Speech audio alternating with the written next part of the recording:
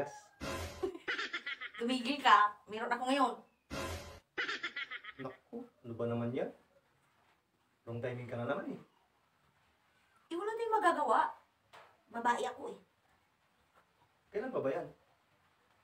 Kanino lang, umaga. Baka naman pwede pa yan. Kaninang umaga lang pala yan eh.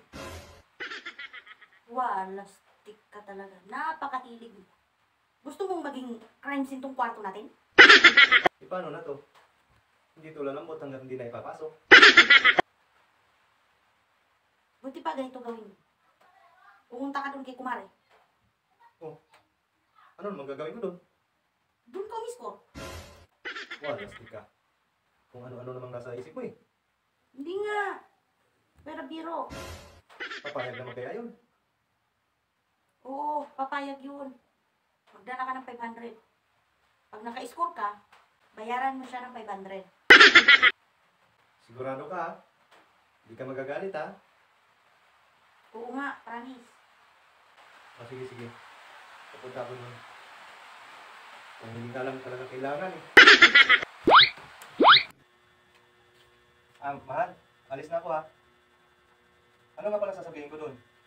Basta, sabihin mo, pinapunta kita. Dahil ka mo, may dalaw ako. Alam na niya yun. Ah, sige, sige, sige. Oh, no, no, no, no. Ako. Ako. Huh? Nagulat man ako sa'yo, Mare. Kailangan mo, pare. Yung katawan mo. Napunta ko dito ni Mare mo. Kasi may dalaw siya ngayon. Alam mo na daw yun eh. Oh, wala naman akong tinanggap eh. Hindi yun. Sabi kasi ni Mare mo, basta pagpunta ko dito, sabihin ko lang daw sa'yo na may dalaw siya. Alam mo na daw yun eh. Ah, yun lang. May dala ka ba pera dyan? Meron. 500. Kulang yan, pare. Magkano ba dapat? 1,000 dapat. Oh, kulang nga. Sabi kasi ni Mare mo, 500 lang.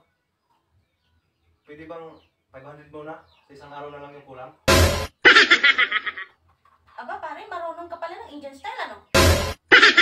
Ano yung Indian style, Mare? Indian style? Hulugan. Di pwede, pare. Baka pagkatapos, kalimutan mo na lang. Pangit naman pakinggan na sabihin ko, hoy, pare, ang bayad mo sa kasta. Paano kaya? Sige, uwi muna ako. Kuha muna ako ng pera.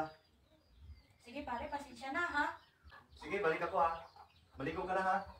Sige, sige. Oh, andito ka na agad? Ang bilis mo naman. Sa bagay, mabilis ka nga pala makatapos. Ano nangyari? May problema eh. Ano problema? Ay pumayag ni Mari ng 500. Sabi, 1,000 dapat. Pambihira naman siya. Pag siya mayroong dalaw, 500 na singil ko sa asawa niya.